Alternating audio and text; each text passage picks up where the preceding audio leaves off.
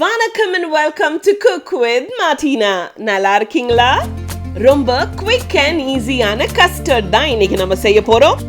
3 முட்டையை எடுத்து நல்லா பீட் பண்ணிக்கிறேங்க. ஸ்வீட்டா ஏதாச்சும் சாப்பிடணும் போல இருக்கு, ஆனா கடைக்கும் போக முடியாது, இப்பவே சாப்பிடணும், அதுவும் நம்மளே செஞ்சு சாப்பிடணும் அப்படின்னு நினைச்சீங்கன்னா இது உங்களுக்காகவே. இதுல 4 to 5 ஸ்பூன் சர்க்கரையை நான் இப்ப சேர்த்துக்கிறேன். ஒரு பிஞ்ச் சால்ட் மட்டும் சேர்த்துக்கோங்க. இது கூடவே ஒரு அரை ஸ்பூன் வெனிலா எசன்ஸ் நான் இப்ப சேர்த்திருக்கேன். இதெல்லாம் சேர்த்து நல்லா பீட் பண்ணிக்கலாம்.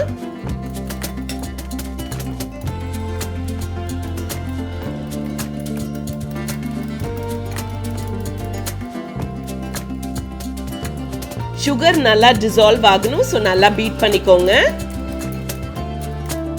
இதுல நான் 100 ml பால் சேர்த்துறேங்க. பால் சேர்த்துனதுக்கு அப்புறம் மறுபடியும் நம்ம பீட் பண்ணிக்க போறோம்.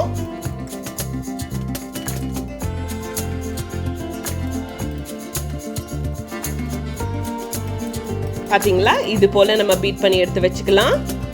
இப்போ நம்ம ஸ்டவ் ஆன் பண்ணிக்கலாம். நான் ஒரு பேன் வச்சிருக்கேன். இந்த கஸ்டர்டை நம்ம மைக்ரோவேவ்ல பண்ண போறது இல்ல. கொஞ்சமா தண்ணி சேர்த்துக்கலாம்.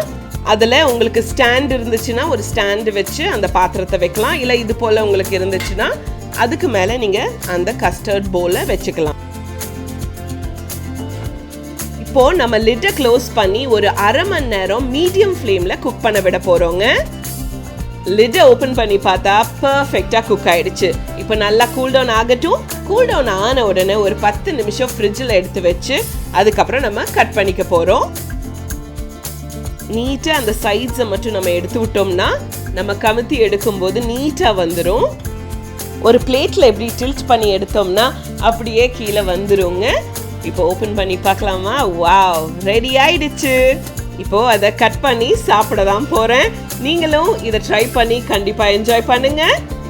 குவிக் அண்ட் ஈஸி கஸ்டர்ட் ரெடியோ ரெடி.